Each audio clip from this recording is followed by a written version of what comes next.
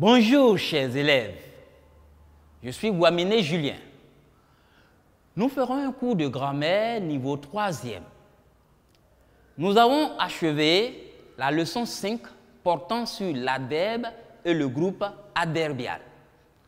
Abordons maintenant la leçon 6, plus exactement la séance 3.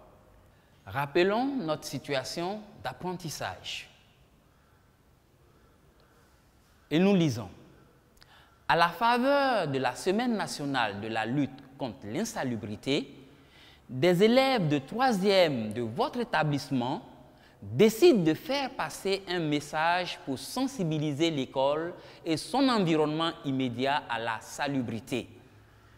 Pour plus d'efficacité et de pertinence dans leur message, ils décident d'utiliser des outils de la langue adaptés à leurs différents publics cibles. Ils s'organisent à partir du corpus de phrases ci-dessous pour identifier et caractériser ces outils afin de mieux les employer. Passons à la lecture de notre corpus.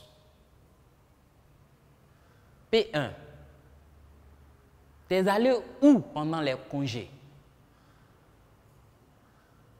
P2. Où es-tu allé pendant les congés? P3. Pourriez-vous préciser la localité où vous avez passé vos vacances? Que constates-tu après lecture des phrases? Évidemment, il y a différents registres de langue pour exprimer la même question. Donne alors le titre de la séance. Séance 3, les registres de langue. Combien de registres as-tu identifiés à travers les phrases du corpus? Bien sûr, il y en a 3. À partir des textes du corpus, tu as remarqué que la même chose est dite de différentes manières. Définis ce que tu entends par registre de langue. Les registres de langue sont les variantes d'une même langue. Exemple, le français, que peut utiliser un locuteur pour communiquer en fonction des interlocuteurs et des situations. Il existe 3 registres de langue régulièrement utilisés.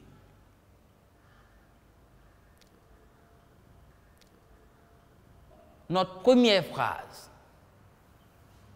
T'es allé où pendant les congés? Avec qui peux-tu t'exprimer de la sorte? C'est certainement avec un ami, un parent, en un mot, avec un proche. Que remarques-tu au niveau de la construction de cette phrase? On utilise T' au lieu de tu. Nous avons la formulation de la question qui est maladroite. On sent ici que le locuteur s'accorde une certaine liberté. Identifie alors ce registre et décrit ses caractéristiques. Nous avons grand 1, le registre familier. Nous allons premièrement identifier ce registre. Donc, petit 1, identification. Que pouvons-nous dire du registre familier?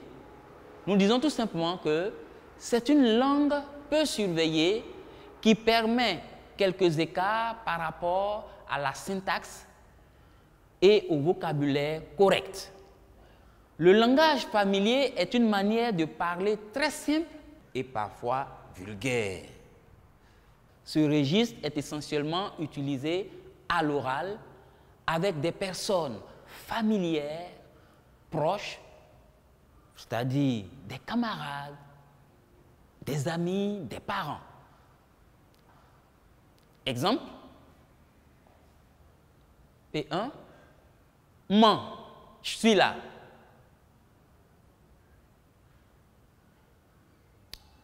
En P2, il est resté accro à la clope. Vous voyez ici que dans la première phrase, au lieu de maman, on dit man. Il y a la suppression du A, l'omission du A. Au lieu de je suis, on dit je suis là. On a l'omission du E, du je. Dans la seconde phrase, nous avons des termes, un vocabulaire très familier. Nous avons la clope, nous avons accro, qui renvoie tout simplement à la cigarette.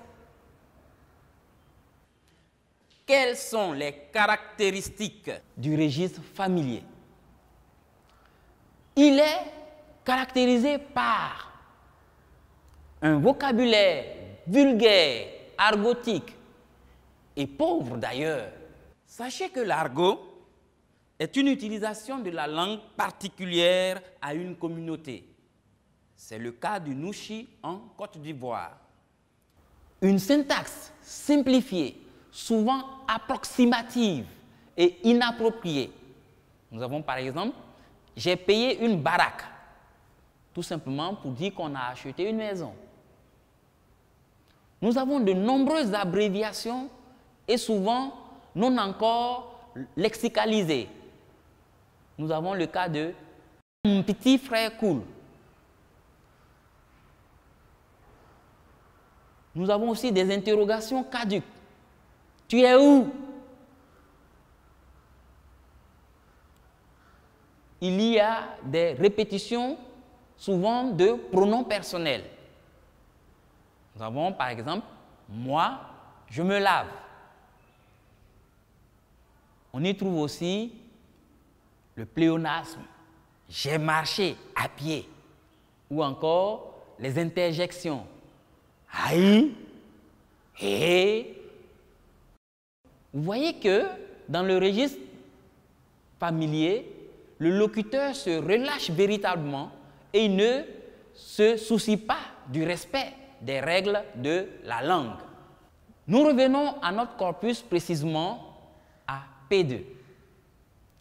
Où es-tu allé pendant les congés? Décris ces caractéristiques par rapport à P1. Que constates-tu ici? Nous avons le respect des règles de la langue par une bonne formulation de l'interrogation directe. Nous remarquons une inversion du sujet. On a tu et non P'.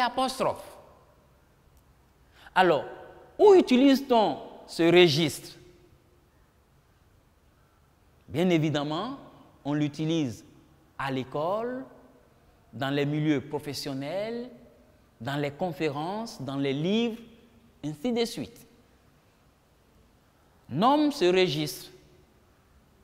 Nous avons grand 2, le registre courant. Comment l'identifions-nous? Donc nous marquons petit 1, identification du registre courant.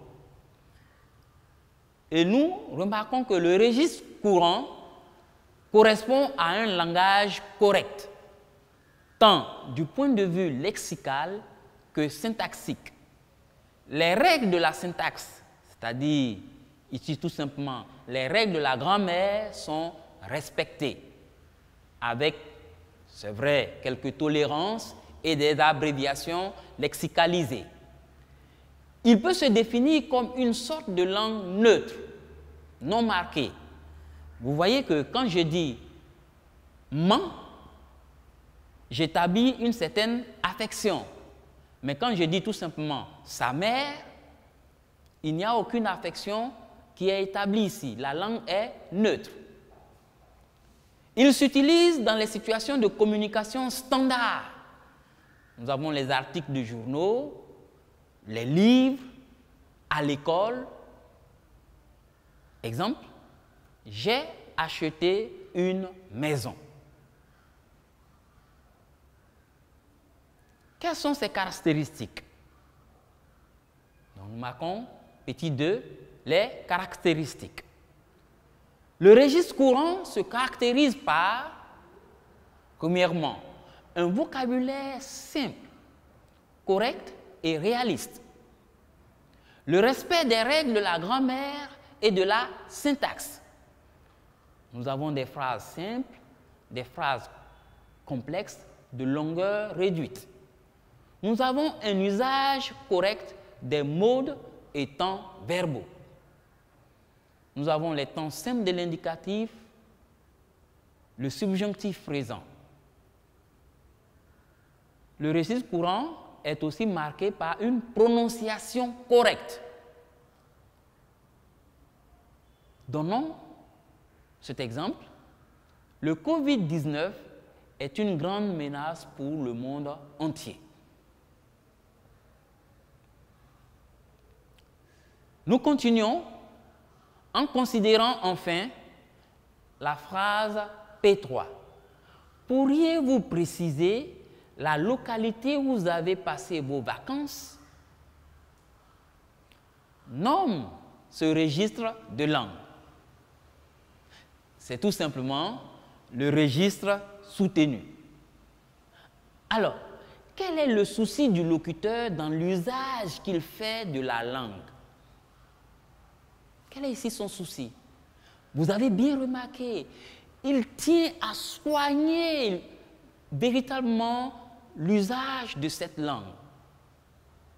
Alors, dans quel milieu s'exprime-t-on de la sorte?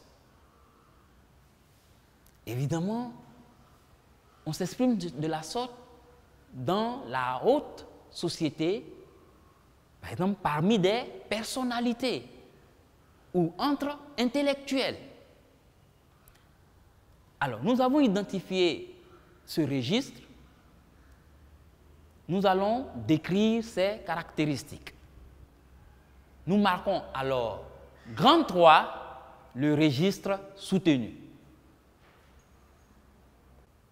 Nous pouvons dire en petit 1, identification, que le registre soutenu correspond au langage utilisé dans les discours officiels, dans les textes littéraires classiques, par exemple les romans, la poésie, dans les essais.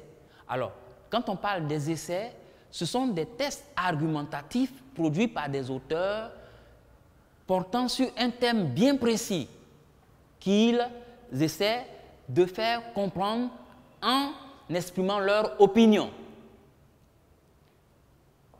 On retrouve le registre soutenu aussi au cours des rencontres entre les intellectuels de niveau élevé. Exemple, ils s'étreignent une ultime fois. Vous voyez que les termes sont très choisis ici. Quelles sont ces caractéristiques? Le registre soutenu est caractérisé, premièrement, par un vocabulaire riche et précis. Deuxièmement, une utilisation des images et des figures de style. Troisièmement, le respect scrupuleux des règles de la grammaire et de la syntaxe. Quatrièmement, des phrases complexes avec une structure recherchée. Et quatrièmement, un usage correct des verbes à tous les temps et modes verbaux. Exemple, déjà la nuit en son parc amassait un grand troupeau d'étoiles vagabondes. Il veut tout simplement dire que déjà la nuit tombait et on apercevait les premières étoiles.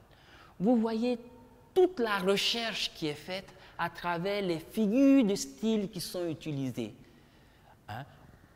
Le locuteur met véritablement du soin dans le choix de son vocabulaire, dans les combinaisons des mots, et cela donne une langue très châtiée. Nous venons de finir la séance sur les registres de langue. Mais avant de passer à l'exercice d'application, nous allons récapituler tout ce que nous avons dit à travers le tableau suivant. Vous remarquez que les 3 colonnes correspondent au registre de langue familier, courant et soutenu. Les différentes lignes correspondent aux rubriques emploi, prononciation, grammaire et lexique qui nous permettront de les examiner. Allons déjà avec la première rubrique emploi. Pour ce qui est de l'emploi, nous remarquons que le registre familier est caractérisé par le fait que nous avons un langage qui n'est pas totalement correct, parce que l'on y assiste à des libertés grammaticales et lexicales. Il est utilisé surtout oralement entre proches, c'est-à-dire entre des membres de la famille, des amis, des camarades de classe, des collègues de travail. Il est aussi utilisé dans la rue. Pour ce qui est du registre courant, toujours dans la rubrique emploi, nous remarquons que c'est un langage correct parce qu'il y a le respect des règles grammaticales. Il est utilisé à l'écrit comme à l'oral. C'est un registre adapté à toutes les situations de communication. Nous avons les communications professionnelles, commerciales, administratives. Chers élèves, nous signalons que c'est ce registre qui doit être utilisé dans le cadre de la classe. Nous continuons avec l'emploi en ce qui concerne le registre soutenu. C'est un langage particulièrement soigné. Il est utilisé surtout à l'écrit. Nous citons le cas des lettres officielles et surtout dans les textes littéraires. On l'utilise à l'oral lorsqu'on s'adresse à une personne à qui on accorde une grande importance. Nous continuons avec la deuxième rubrique, à savoir la prononciation. Le registre familier est caractérisé par une prononciation relâchée non articulée. Quant au registre courant, nous y avons une prononciation correcte. Et pour ce qui est du registre soutenu, nous avons non seulement une prononciation correcte, mais elle est aussi caractérisée par une bonne articulation et elle est soignée. Au niveau de la grammaire, lorsque nous observons la colonne du registre familier, l'on assiste à plusieurs entorses aux règles de grammaire.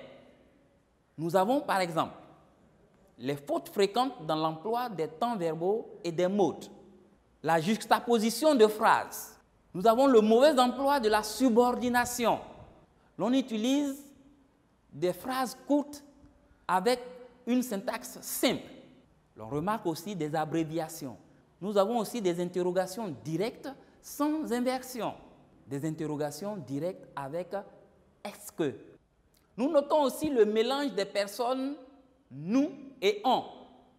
Nous pouvons souvent commencer une phrase avec le pronom « nous » et vers la fin, on se retrouve à employer « on ». On assiste aussi à la suppression de « ne » dans la négation. Au niveau de la grammaire, le registre familier est enfin caractérisé par l'emploi de « ça » au lieu de « cela ». Nous passons à la colonne du registre courant. À ce niveau, en ce qui concerne la rubrique grammaire, nous avons le respect des règles de grammaire, le respect de la concordance des temps verbaux. Nous avons une utilisation correcte des propositions subordonnées. Nous n'avons pas d'abréviation.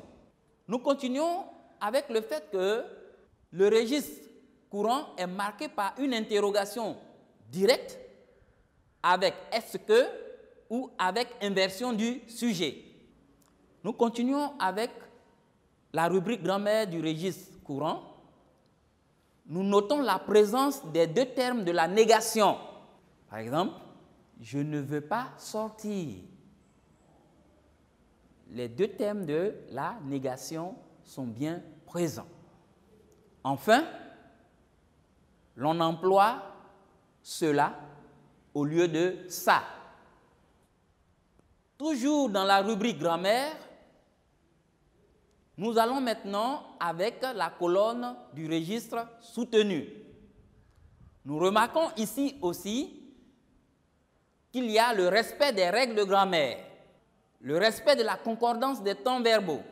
Il y a aussi l'utilisation de formes verbales rares, l'imparfait et le plus que parfait du subjonctif. Nous avons aussi le conditionnel passé deuxième forme. Donc ce sont des formes verbales qu'on n'utilise pas tout le temps.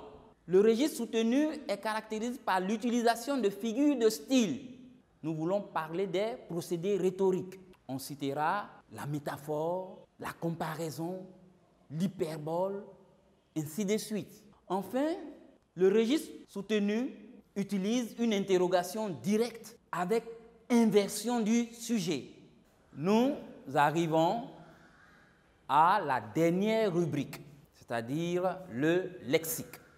En ce qui concerne la colonne du registre familier, nous dirons qu'au niveau du lexique, l'on utilise des termes qualifiés de familiers dans le dictionnaire. Il y a de l'argot ou tout simplement des expressions de la vie quotidienne. Au niveau du registre courant, ce sont des termes simples, précis, utilisables dans toutes les situations de communication. Dans la colonne du registre soutenu, nous dirons que le lexique est caractérisé par des termes rares ou encore des termes recherchés, littéraires, qui supposent des connaissances culturelles. Nous espérons que tu as compris tout ce qui a été dit sur les registres de langue. Passons à la phase de l'évaluation pour vérifier tes acquis. Évaluation. Ce corpus de phrases t'est proposé. P1. J'ai dû écouter mon séjour pour m'impliquer corps et âme dans la résolution de ces différends. P2. Les compétitions reprendront dès la fin du mois prochain. Et P3. Moi, je n'ai pas bien dormi cette nuit. 1. Identifie le registre de langue dans chacune des phrases. 2. Précise ses caractéristiques. Nous passons à la correction de l'exercice. Petit 1, identification du registre de langue. P1, nous avons le registre soutenu. P2, c'est le registre courant. Et P3, nous remarquons le registre familier. Les différentes caractéristiques. En P1, nous avons un vocabulaire riche et précis. Ensuite, le respect scrupuleux des règles de la grammaire et de la syntaxe. Et enfin, un usage correct des verbes à tous les modes et temps verbaux. En P2, nous avons un vocabulaire correct, simple et réaliste. Ensuite, nous avons le respect des règles de la grammaire et de la syntaxe. Enfin, nous avons un usage correct des modes et temps verbaux. En P3, nous remarquons la présence d'un vocabulaire pauvre. Deuxièmement, une syntaxe simplifiée et approximative. Et troisièmement, nous avons la répétition des pronoms personnels. Nous avons été très heureux de passer ce moment avec vous et tout en espérant que vous allez approfondir ce cours sur les registres de langue, nous vous laissons cet exercice suivant. Exercice à faire à la maison. Dans chaque série, il y a un intrus. Souligne-le. A. Nous avons s'amuser, rire, se tordre, se bidonner. B. Nous avons l'argent, la monnaie, la thune, la fortune. C. Nous avons le père, le paternel, le daron, le vieux. En D, nous avons grivelé, dérobé, chouravé, usurpé. Nous pensons que vous y réfléchirez. En attendant, je vous dis à la prochaine.